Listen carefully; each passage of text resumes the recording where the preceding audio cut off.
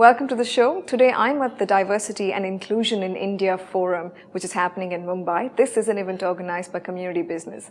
And I'm about to speak to Srimati Shivashankar, who's the Associate Vice President of Diversity and Sustainability at HCL Technologies on inclusive practices in their business. Srimati, you have 90,000 employees across your offices in India. In an already diverse cultural context, how does and how can an organization like HCL embrace diversity actively? So one is of course the employee count, and second would be the diversity count in terms of the gender, persons with disability, people across other cultures,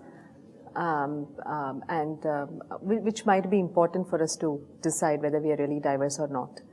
And the second step is to actually look at do we really understand diversity of thoughts? And do we allow the employees and as an organization to respect each other's ideas and ensure that the diversity of thoughts get accepted in the workplace? So though we are growing in terms of numbers, one of the key things that we have started well ahead is to ensure that every person is actually empowered and enabled to speak up. As a part of the employee first and customer second philosophy, we have never said no to diversity. We allow people from all backgrounds to be part of the organization. Two, we allow employees to speak up and ask for things that might be important for the workplace inclusion. Rather than for a practitioner like me to sit somewhere and decide policies and programs for inclusion, we allow people to come out with ideas for inclusion. And would you be able to give a couple of examples of things that people have asked for or ideas that they've suggested? Right. For example, we wanted to come up with a flexi-hour policy. Okay. And a work-from-home policy. So when we wanted to draft these policies, what's important is it's not about framing the policy or how we are going to implement in a business setup like ours, because we are an IT company. And we're completely outsourced. We need to also have customers' trust because the person has outsourced the business to us. And how do we keep up with productivity and so on? So instead of HR trying to answer all these questions, we simply went back to our Women Connect network. And we have a very interesting social networking site called Meme, on which we have a platform called Blog Her running. Okay, and this is an internal platform. It's an internal platform. The platform is called Blog Her. So it's Blog Her because most of the issues around the gender inclusion gets openly discussed there. Almost about 900 and 2,000 employees actually came to the site and actually blogged and shared ideas on what they think means flexi work hours, what they believe should go into working from home. How do we measure productivity and how this has to get implemented, and how do we bring trust and transparency within the system so that at any point in time the customers also appreciate what we are doing from the inclusion perspective. So when we promoted this policy, this was not towards just gender, it was a gender neutral policy. So I think some of the things that we want to advocate as diversity practice, if it is just restricted to a particular demography of people in the organization, then we are actually excluding the people from the mainstream. But if we promote policies and programs which we believe will benefit people at any point in time, for all people, but only selectively some people may use, but it doesn't matter. Not all policies and programs are used by everybody in the organization. True. If diversity policies are considered that way, then that's the best way you can ask an organization to embrace diversity. And there is a very easy buy-in. So I think one is a gender neutrality. Let's take the mobility related policies. So many people would look at infrastructure and look at ramps as a means of helping persons with disability.